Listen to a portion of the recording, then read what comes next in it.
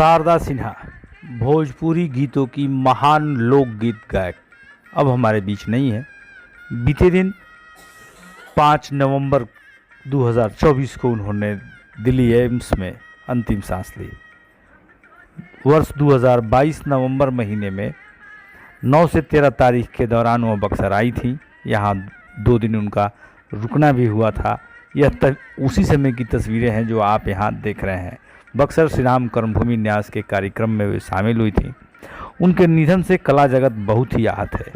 हमने इस विषय पर कुछ लोगों से बात की, कुछ ने तो संवेदना प्रकट की, लेकिन एकाध जानकार ऐसे मिले जिन्होंने पूरी इनके जीवन की कई गांठें खोल कर रख दी। आइए सुनते हैं उनके इस निधन पर शहर के बुद्धिजीवियों की राय। शारदा जी हम लोग के भोजपुरी क्षेत्र के आन बान शान और इन्हीं के द्वारा गाए हुए जो छठ माता का गीत है आज भी प्रचलित है। हम लोग के बीच में आज नहीं रही। हम बहुत ही दुखद ये घटना है और हम सभी कलाकार संघ बक्सर जिला के मनाते हैं, ईश्वर से कामना करते हैं कि इनकी आत्मा को शांति प्रदान करे। स्वर कोकिला शारदा सिन्हा का जो आकस्मिक मृत्यु हुई उससे पूरे बिहार को क्षति हुई है। बिहार ही नहीं बल्कि पूरे भारत को, क्योंकि उन्होंने छठ की जो गाने गाए और बहुत से पार्श्व गाने गाए हैं, इसके वजह से उनको याद किया जाता है। और उनकी आवाज़ में जो बल था उसे हम लोग महसूस कर सकते हैं। तो इस मर्माहत पूरी खबर से हम लोग बहुत दुखी हैं और उनको श्रद्धांजलि अर्पित करते हैं। मानवाधिकार एवं सामाजिक न्याय के सभी सदस्यों, सावित्री फाउंडेशन हॉस्पिटल के सभी स्टाफ के साथ।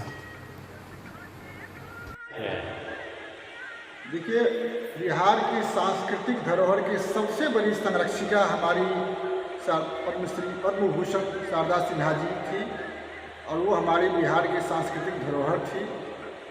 बिहार की जो सांस्कृतिक परंपरा है या लोक परंपरा है, उसके संरक्षण के लिए गीतों के माध्यम से उन्होंने जो काम किया वो बहुत अद्भुत था। के लिए गीतों के माध्यम से उन्होंने जो काम किया वो बहुत अद्भुत था और उनके जाने से जो ये क्षति हुई है इसका भरपाई होना निकट भविष्य में संभव नहीं है। वो हमारे क्षेत्र की हो, भोजपुरी हो, मैथिली हो, मगही हो, तीनों में, वो विवाह की गीत हो या छठ की गीत हो, बिना उनके भजन से, उनके गीत से संभव ही नहीं होता है। छठ पूजा का तो पर्याय ही बन गई है शारदा सिन्हा। पूरे संसार में जहाँ कहीं भी बिहार के लोग हैं वहाँ बिना शारदा सिन्हा के गीत के कोई भी छठ पर्व नहीं मनाते हैं। छठ पूजा के दौरान उनका निधन होना, इसको किस रूप में लेते हैं? उनको छठ मैया के प्रति समर्पण था और लगता है कि छठ मैया उनको अपने शरण में ले गई हैं। उनको भी लगता है जरूरत है अपने पास, इसलिए दादा जी को ले गई हैं और हम लोग बहुत इससे दुखी हैं।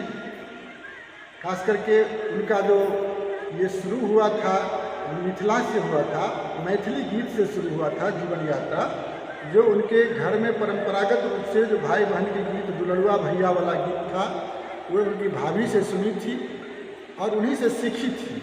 बाद में धीरे धीरे उन्होंने विद्यापति का गीत, विवाह का गीत, उसके बाद फिर छठ का गीत और फिर जितने भी परंपरागत गीत थे जो हमारे संस्कार हैं, हमारे समाज में जो भी लोक संस्कार होता है, हर एक संस्कार से संबंधित उनके गीत हैं।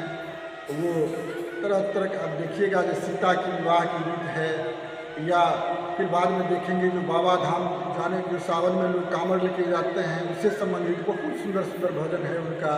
नचाड़ी है। महाकवि विद्यापति का तो बहुत बड़ा उनका एक रिकॉर्ड था जो श्रद्धांजलि के नाम से ये निकली थी। बहुत अच्छी अच्छी गीत हैं उसमें। तो वो एक लोक परंपरा, लोक सांस्कृतिक जो परंपरा है बिहार की, उसकी वो प्रतिनिधि थी और उनके जो बिना बहुत बड़ी क्षति हुई है इस जगत को और ये हमारे देश के लिए क्षति है। हमारे स्टेट के लिए तो है ही, लेकिन देश के लिए अपूर्णीय क्षति है। जी धन्यवाद। भगवान की अदालत के फैसले को हम क्या कोई भी विधि का विधान नहीं बदल सकता है। चाहे वो मालिक का फैसला किसी के भी हक में हो, इस फैसले की गुंजाइश किसी भी अदालत में, दुनिया के किसी भी अदालत में नहीं हो सकती है। दुर्भाग्य है कि छठ के मौसम में और छठ की प्रणेता, हम सभी के प्रणेता, जिसका छठ का गीत सुन सुन के हम लोग आज इस उम्र में पहुँचे हैं और हम लोगों के बीच वो नहीं रहे, ये इससे दुखद बात और कुछ नहीं हो सकती।